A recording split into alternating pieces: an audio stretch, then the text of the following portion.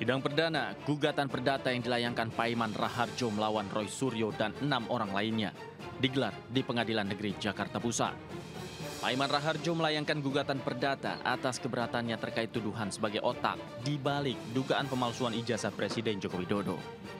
Ia keberatan dengan tuduhan Roy Suryo CS yang menyebut Paiman punya percetakan di Pramuka dan ikut andil dalam menerbitkan ijazah Jokowi yang dituding palsu.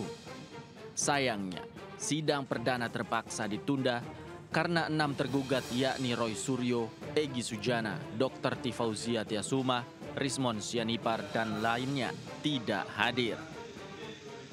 Di sini, Profesor sebagai warga negara yang taat hukum mencari kepastian dan keadilan bahwa ijazah tersebut adalah asli dan Profesor melawan fitnah keji daripada Roy Suryo dan semuanya kawan-kawan itu dengan cara melakukan gugatan perdata.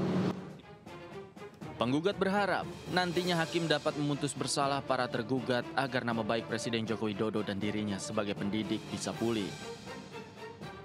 Ini kan untuk pembuktian. Kami menggugat perdata ini dalam rangka untuk satu, memulihkan nama baik Pak Jokowi ataupun saya Profesor Paiman.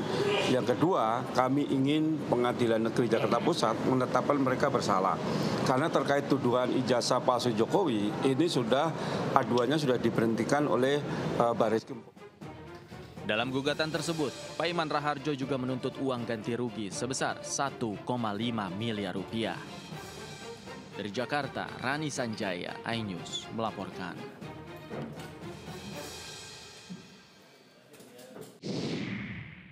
Saya sudah sampaikan feeling saya mengatakan. Pasca Presiden ke-7 Republik Indonesia Joko Widodo menyebut ada orang besar yang mengendalikan isu ijazah palsu, anggota Majelis Tinggi Partai Demokrat Hinca Panjaitan membantah keterlibatan antara partainya dengan polemik ijazah palsu Jokowi yang melibatkan Roy Suryo. Dirinya mengatakan tidak ada kaitan dengan Demokrat, sebab Roy Suryo bukan lagi bagian Partai Demokrat saat itu. Kami tegaskan nggak ada urusan kami dengan kasus ijazah palsu, apalagi dikait-kaitkan agenda politik di balik ini. Ini fitnah besar, ini kami tolak. Sama sekali tidak ada keterlibatan Partai Demokrat.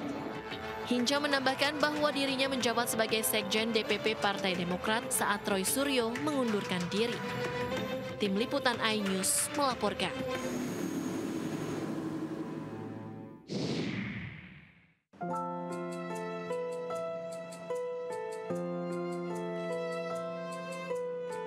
Presiden RI Prabowo Subianto tiba di Rumah Duka Sentosa RSPAD Gatot Subroto, Jakarta Pusat pada Rabu siang.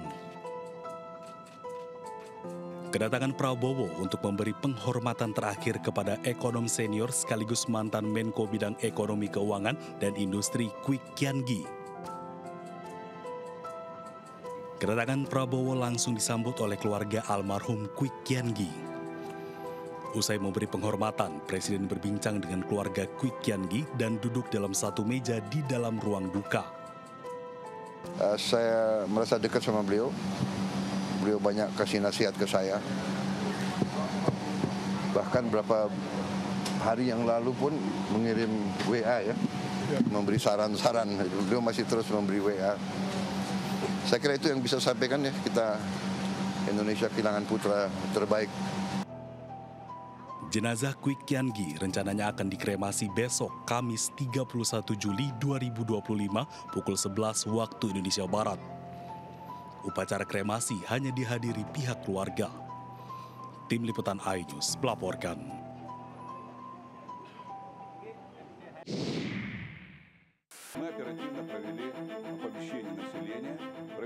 Gelombang tsunami hantam Kepulauan Kuril di Rusia.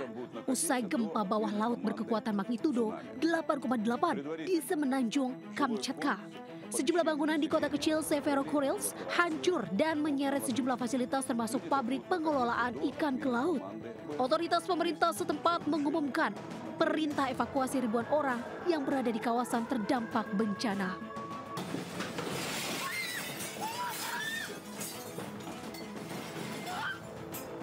Belum diketahui jumlah korban jiwa akibat bencana alam tersebut. Gempa disertai tsunami yang menerjang Rusia diakui sebagai yang terbesar dalam beberapa dekade terakhir. Belum diketahui jumlah korban jiwa akibat bencana alam tersebut. Sementara itu, usai gempa magnitudo 8,8 mengguncang lepas pantai timur Rusia, Jepang terimbas tsunami. Gelombang tsunami menghantam Kanagawa dan Chiba di Jepang. Ombak putih menerjang garis pantai Hokkaido di utara serta Ibaraki di Chiba dan timur Tokyo. Imbas tsunami, masyarakat diimbau untuk pindah ke dataran tinggi. Kebakaran trafo genset Jalan Pesanggerahan. Api dengan cepat membakar gardu listrik di Jalan Pesanggerahan Kembangan Selatan, Jakarta Barat. Kebakaran dengan cepat menyambar kabel listrik hingga kabel terputus. Peristiwa kebakaran ini membuat panik warga yang melintas karena terjadi ledakan yang besar. Petugas pemadam kebakaran langsung memadamkan api agar tidak merambat ke bangunan lain. Belum diketahui penyebab kebakaran ini, namun diduga api berasal dari korsleting listrik. Percikan api, habis percikan api keluar asap baru api juga. Asli, langsung gede gitu Pak? Enggak, kecil, besar.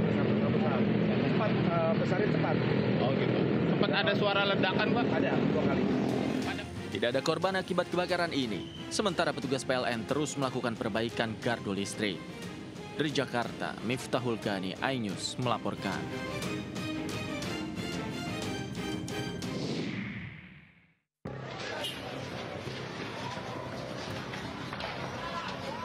Kobaran api membakar bagian tengah gedung Hotel Madinah Al Munawwaroh yang berada di Kompleks Asrama Haji Embarkasi Medan, Sumatera Utara, Rabu siang. Api diduga berasal dari lantai 2 yang merupakan aula utama.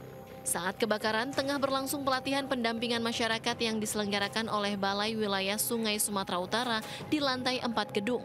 Puluhan peserta langsung dievakuasi melalui tangga darurat hingga seluruhnya berhasil keluar dengan selamat. Api dapat dipadamkan 1 jam kemudian setelah 7 unit mobil pemadam kebakaran diterjunkan ke lokasi.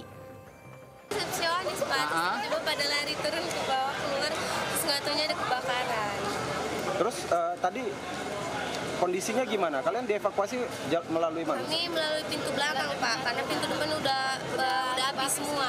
Oh, asrama di Medan. Saat ini kondisi sudah pemadaman total dan tinggal untuk penyisiran masing-masing gedung. Udah diketahui asal api? Asal api masih dalam penyelidikan dan lebih kurang 7 armada yang kita turunkan pada operasi. Tidak ada korban jiwa dalam peristiwa ini, sementara penyebab kebakaran masih dalam penyelidikan. Dari Medan, Sumatera Utara, Bobi Pakpahan, iNews melaporkan.